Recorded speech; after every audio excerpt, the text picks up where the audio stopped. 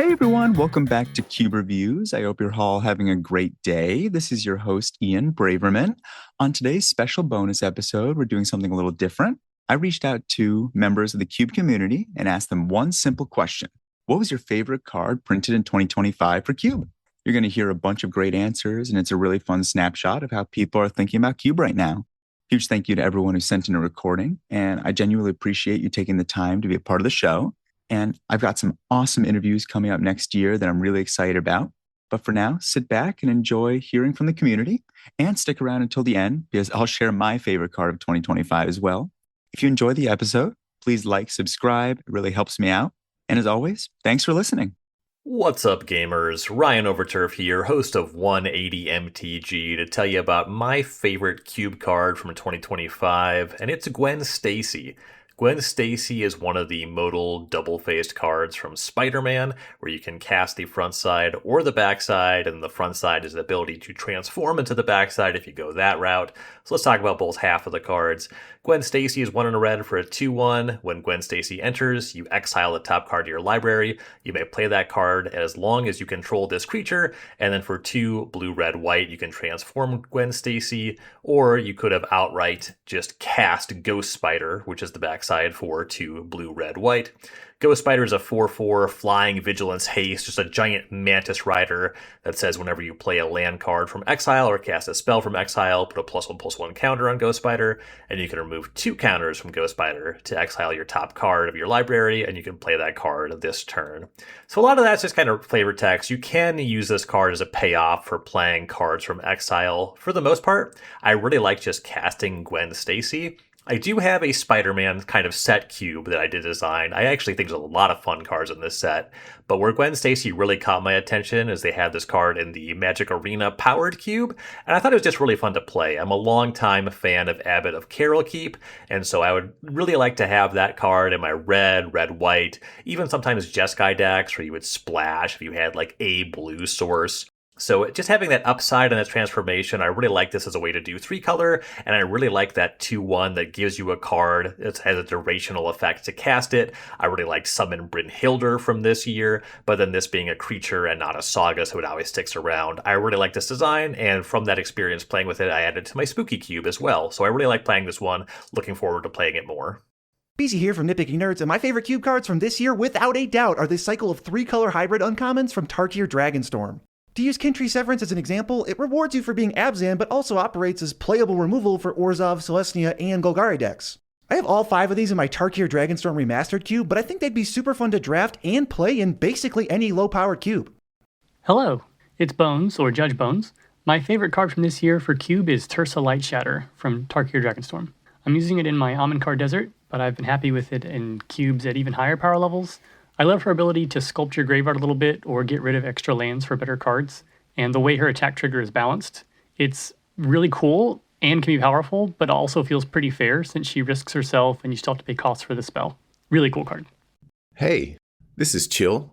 You might know me from many a Bar Cube events or my semi-defunct YouTube channel, or maybe as that guy who once made a cinematic trailer for his cube. Anyways, my favorite card of 2025 is Nova Hellkite. For 3 red, you get a 4/5 dragon with flying and haste that says when this creature enters, it deals 1 damage to target creature an opponent controls. And it has warp for 2 and a red. Warp is such a cool mechanic, allowing you to play the creature for a reduced cost, get its ETB, and with haste on this Hellkite, it even gets to attack that turn.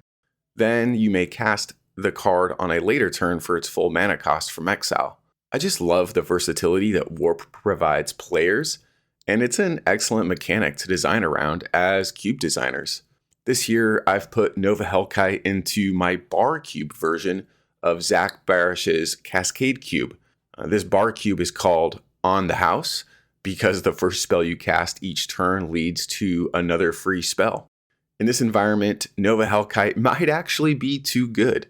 Not only do you get a 4/5 flying haste dragon for 3 mana that pings an opponent's creature, you also get to cascade for 5. Great fun. As an honorable mention for my favorite card, I wanted to highlight Mox Jasper from Dragons of Tarkir. I don't think it's good, but boy is it super cool. So cool that I may run it in my Dragons of Winter's Night cube just for the vibes. Anyways, thanks Ian for putting this together, and I wish all my fellow cube designers and players out there a fantastic 2026. In a world where Field of the Dead is the top 50 card in Cube, Welcome the Dead is the new 2025 hotness. Hey, this is Justin from the Altered Cube, and Welcome the Dead is super cool. This card is like the newest hotness for zombie hordes. You pair this thing with Out of the Tombs, you pair it with Over Druids, you put double Hedron Crab in your cube, Bizarre Baghdad, Lion's Eye Diamond. There's so many cool things you can do with this card. You should give it a try. My name is Cade. I'm the host of Recross the Paths, and I'm excited to share with you my favorite cards from 2025. The first is Mechan Navigator, a 1 in the blue, 2/1 robot pilot that says whenever this creature becomes tapped, draw a card, then discard a card.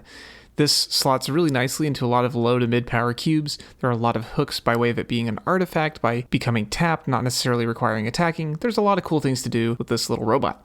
My other favorite from this year is a card called Desperate Measures. For a single black, you get an instant that says target creature gets +1/-1 until end of turn. When it dies under your control this turn, draw 2 cards. It can be a removal spell if you point it at your opponent. It can cash your own creatures in for value. You can basically protect against opposing removal spells. There's a lot of knobs on this as well. I've used both these cards in small projects like 5 Alives, and I've been working to wedge them into larger projects as well. Thank you, Ian, for all you do with Cuberviews. I hope you have a wonderful holiday season and a great 2026. Hey everyone, this is Finite MTG, aka Max. And my favorite cube card from 2025 is Grease Wrench Goblin. And this card is in my 1-mana cube, but I've actually played it more in Vintage Cube, where it was for a time, and I think now it's been removed. But I actually do think the card is strong enough for Vintage Cube. It's not one of the strongest cards in the world, right? It's no Ragavan or anything like that. But I like this card because it's a really nice flood inhibitor. It just allows you to play the game. It's a cheap card. It increases your consistency. It's a mana sink, and it even has some nice synergies if you care about discarding cards, or sometimes you could even care about the +1/+1 counter. So yeah, big fan of the Grease Wrench. Hey, my name's Kirby. I'm a longtime cube drafter from Roanoke, Virginia, and creator of Omnipresent Impostures Cube and what was formerly Creative Cube. My favorite cube card of 2025 is Starfield Shepherd. It's 3 white for a 3/2 flying angel. When it enters, you search your library for a basic plains or a creature with mana value 1 or less and put it into your hand. It also has warp for 1 and a white, which means you can cast it for its warp cost, and if you do, it's exiled at the end of turn and you can cast it from exile on a later turn. Starfield Shepherd is my favorite cube card this year due to its flexibility and toolbox application. Landlight in the early game, warp it to search out a plains to help you cast it from exile later. If you're not needing lands, it acts as a ranger of Eos and 2 easy payments, searching up a 1-drop creature off each cast. Sometimes it might search up a utility creature like Giver of Runes or Haywire might, but creatures with X in their cost, such as Walking Ballista and Goldvein Hydra, provide late game threats you can tutor up. Its enter ability combined with Warp make it an excellent blink target. Warp it on turn 3 and target it with Ephemerate to get an additional tutor while keeping it around at a 2 mana discount. Between its ability to smooth out hands, search up creatures for different situations, and provide 2 tutors in a single flying body, Starfield Shepherd provides players with agency and helpful tools towards their game plan. Its modest size at 5 mana, plus its search limitations, keeps the card from taking over a game, thus is a healthy inclusion at many power bands. Compare this to its sibling Quantum Riddler, which is running amok in constructed formats and can pose a giant threat for barely any investment. I highly recommend trying out Starfield Shepherd in cubes of any power level. Hello, this is Usman Jamil, longtime Cube content creator. My card for 2025 for Cube Card of the Year is Fire Nation Occupation from the Avatar, The Last Airbender Eternal set. The card reads as follows. Fire Nation Occupation, enchantment. When this enchantment enters, create a 2/2 red soldier creature token with Firebending 1. Firebending 1 reads, whenever it attacks, add a red mana. This mana lasts until the end of combat. It also has the text of whenever you cast a spell during an opponent's turn, create a 2/2 red soldier creature token, Firebending 1. So I was kind of torn between what to have for my cube card of the year, whether it's this one or Katara Waterbending Master. Both of these cards tend to do something that I always find interesting in cube design. And not just like the kind of cube that I have is just a legacy power level cube. I think it's just both of these are just strong cards in general. But they tend to reward doing things that cube decks are already doing, even if it isn't something that's explicitly stated. For both of these, it's casting things during your opponent's turn. And there really aren't great flash or during your opponent's turn payoffs currently in Cube. The last time we really saw it was in Lorwyn, and a lot of those cards weren't really good even during that time, trust me. And because of that, these reward players for doing the cast things during the opponent's turn, or just kind of doing what decks are normally doing, like these control decks that operate on their opponent's turn. And I think the floor on Fire Nation Occupation is relatively okay. It's not great if you're never getting a red soldier on your opponent's turn, but what it does is that it has an acceptable-ish floor that suddenly gives you a huge return on investment once you start doing what you want it to do. And it's one of those things where it's very easy to say, like, okay, there's not really a deck for this in Cube. But it's kind of like a card like Heirloom Blade, a card that I, of course, love a lot, and was one of those cards that did something similar in terms of rewarding you for doing things that decks were already doing, even if it wasn't something you were actively aware of. Kind of similar with Plagon, Lord of the Beach, where it let you draw a card for each creature you control with toughness greater than its power. And that really was never a cube archetype, but when looking at a lot of creatures and a lot of decks, suddenly you began to realize that this was something that was supported, even if it wasn't very explicit and there weren't really any payoffs for doing it. Katara was probably my second to go along with that, but I would say Fire Nation Occupation is my card for 2025. Hey everybody, this is Tyler from the Cincinnati Cube Club, and my favorite card of 2025 is definitely Tarkir Dragonstorm's Twin Moss Stormbrood. And I feel like it's not the sexiest card. Like, it's not uncommon, I feel like it doesn't inherently do much, but what it does do is really good. Like, I think the Omen effect of doing 5 damage, like, I feel like it plays pretty well at a lot of different levels. Like, I can see this doing well in, like, a vintage style cube, but I feel like it also could be a really low to the ground, sort of lower style cube. And I feel like the body is big enough. I feel like the life gain is cool. I think you can put it in a lot of cubes that maybe want to go a little bit longer. I feel like it has a lot of flexibility. And I think, if anything, what I want out of a cube card is a card that feels flexible and fun and powerful. And I feel like Twin Moss Stormbrood does all of that. So, yeah. Hi, my name is Kyle Ferguson, and my favorite card from this year is Summon Titan from the Final Fantasy set. I love Enchantress, I love milling, I love lands, I love just running people over with mono green Stompy, and this card just does it all. It's a 5-mana 7/7 that mills 5 cards, returns all lands from the graveyard to the battlefield, and pumps something, and just hits like a truck. This card is everything I want from a semi-powered cube, and I just love everything it does. Hi, this is Anthony Adams from UberCube. Thank you, Ian, for having me on the show and allowing me to pick out my favorite Magic card from 2025. The card that I've picked that has been influential in 2 of my cubes, both Uberbear's Artifact Cube as well as Uberbear's Horror Cube, in addition to Sandwich's Graveyard Shift Cube and others, is Umbral Collar Zealot. For 1 colorless and a swamp, you get a creature, human, cleric, 3/2. Sacrifice another creature or artifact, surveil 1. Surveil was the mechanic that kind of snuck under the floorboards for a lot of cube curators in the early days of its release with the Surveil lands. And we now know that Surveil is such a powerful mechanic in comparison to something, say, like Scry, just allowing you to get that top deck manipulation and to put the cards in your graveyard feeds so many strategies.